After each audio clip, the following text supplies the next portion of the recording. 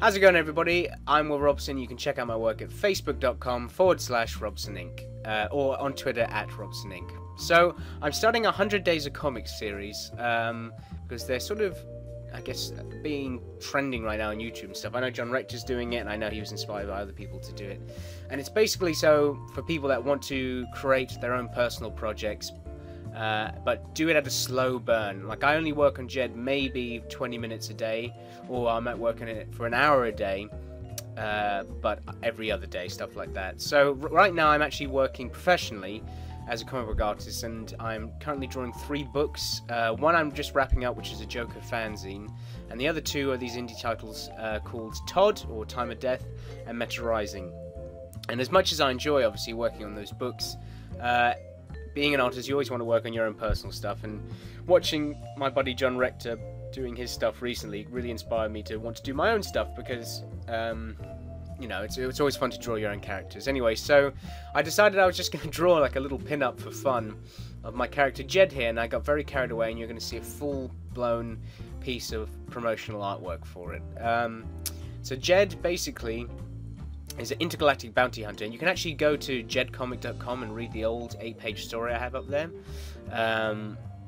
Be warned though, it's my art from like 8 months ago, and I'm like a million times better since 8 months ago. But Jed is definitely going to be making a comeback. The format of this book, I'm thinking, is just going to be mini stories. Like the first story I'm doing is only 4 pages long, the next one is 8 or 12 pages long, and that's just going to be the format. I don't plan to release single issues of or anything like that. I know I originally was planning to do that with the last Jed series, but I decided instead of doing, you know, an actual comic format where it'd be issue 1, issue, you know, up to issue 50 or whatever, I just wanted to tell random little stories. And that's the great thing about webcomics, is you can just do what you like and not treat it too seriously.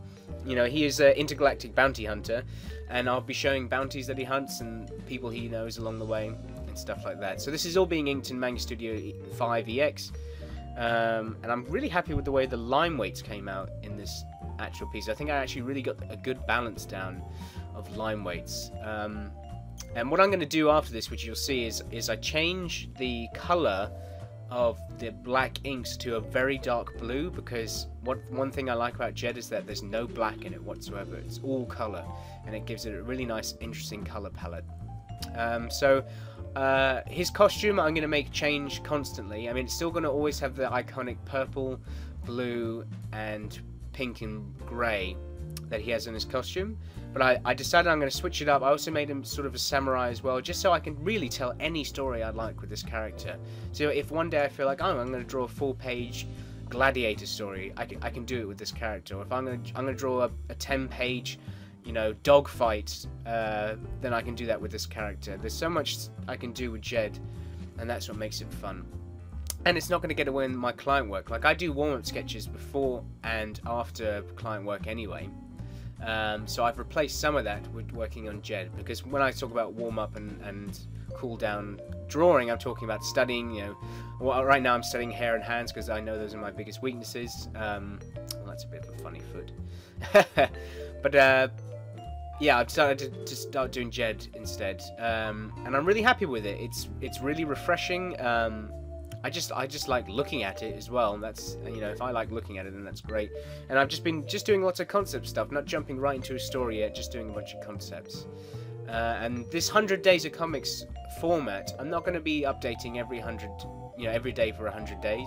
It's going to be more like 100 sessions. I'm just sort of ripping off the title of 100 Days of Comics so that I have a name for this series, because I didn't want to just call it like Jed Updates or something like that. So here you see me drawing a pistol, which I probably should have drawn out more in the pencil stage, because I need to get, you know, the form and the perspective right of it. But again, it's a very cartoony style, so I think I can get away with not perfect perspective on that there. So now I'm just flood filling the color in, so that I have, you know, it's completely white in the background, so it takes out the background color. And then you see me playing a bit. I didn't know how much shading I wanted to put into it, because honestly, there's so many great colors that I add to this that I really don't need to go crazy on spotting blacks. And you'll see that I actually eventually cut out more than half of the spotting blacks I'm doing here.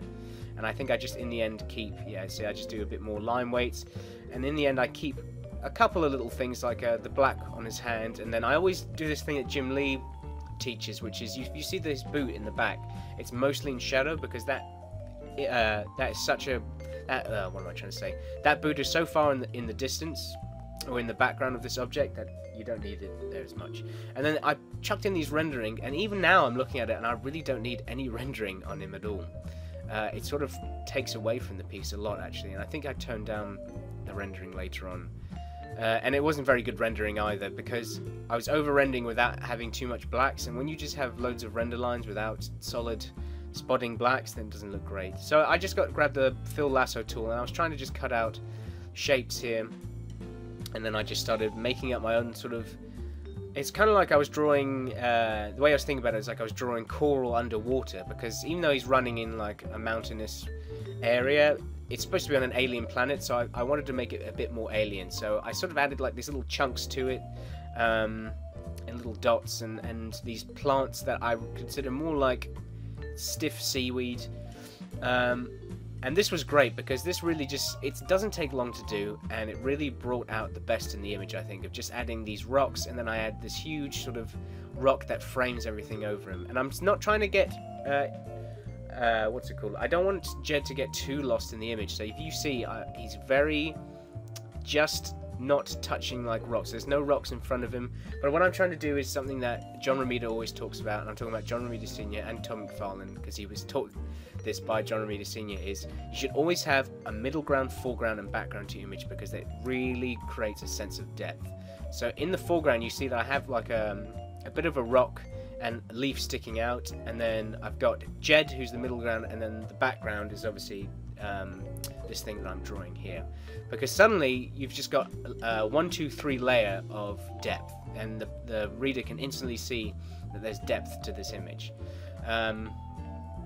And then see these plants in the background, I'm just filling in black, and you know, the inks look kind of cool like being in black, and I kind of like looking at them that way, but you'll see the moment I get into colors, like the black just doesn't work. So I'm adding my signature here, and I can't remember where I put it, and then I think I get more carried away with trying to add more plants that are tilting and pointing towards Jed, so it sort of leans your eyes towards him. And then I think I added little like shadow lines at the bottom. Oh no, I'm adding like a bunch of suns, because you know, anybody that loves Star Wars Tatooine, there's like a million suns on that. So then I think I go back and fix some of the rendering, and then I add some lines down here. And I'm just trying to show that Jed is like above the ground, and that's a bit of his shadow. I didn't want to do a complete spot black shadow there, because it would take away from it, so I just drew some render lines following the form of the ground. So I think that's it for the inks, and now I'm fiddling around with colors. I found a better way to color now, which you'll see on the next video update, which is the way John Rector does it, but this is my old way of coloring, which is kind of takes it takes a very long time, and it's weird as well, because my monitor from my Wacom Cintiq makes these colors look far different than they actually are that you see here. These are way too pulpy. I don't know what the type of word I'm looking for, but they stick out far too much here, where on my tablet they don't. So I don't know which monitor is correct and which monitor isn't. My computer monitor is a television, so I would assume that that's probably the incorrect one. Anyway, so I put the whole background as green so I could see everything a lot better, and you'll see me just sort of finding what colours I actually want to use for this piece. And I actually really do enjoy colouring. I don't colour many things, but when I do get the chance to colour, it is quite fun, because there is a sense of, like, once you colour in like a completed ink thing, there is a sense of going back to an old colouring book, obviously with a bit more advanced techniques, but there is a certain feeling to it. So at first you can see I was actually going to make this a nighttime shot. That's what I was really going for. So I added, you know, all of this sort of dark greenish hues to everything, and I was going to have a purple sky. And if you look in the top right corner, I'm constantly looking at that image, which is where I can see the full image of the piece, just so I can see how the colours are blending with each other and what's working and what isn't working. And I do a lot of colour tests. So you see there, I just put that peach colour in, and I went, oh man, that peach colour goes fantastic with these colours. And you'll see that I actually decide on that in the end as the sky colour, and I made it daytime, which I think it makes it a lot stronger. So right now I'm spotting in, I'm doing just a basic two-tone colouring, but I realised that I should start with a lighter tone and then colour in with the the flat color that I already chose, just because I was going a bit too dark, and I don't want Jed to look too dark. I want the colors to be really poppy.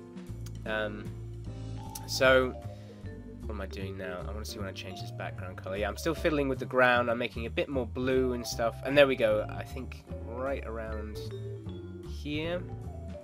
So when I change the color, I think it changes one more. I don't think it's that color. I don't know, it might change more. I can't remember. But that to me instantly, now you can really, yeah, that's the color. Now you can see Jed really stands out because that color, background color is so drastic, and he really pops now. Now it's a complete image.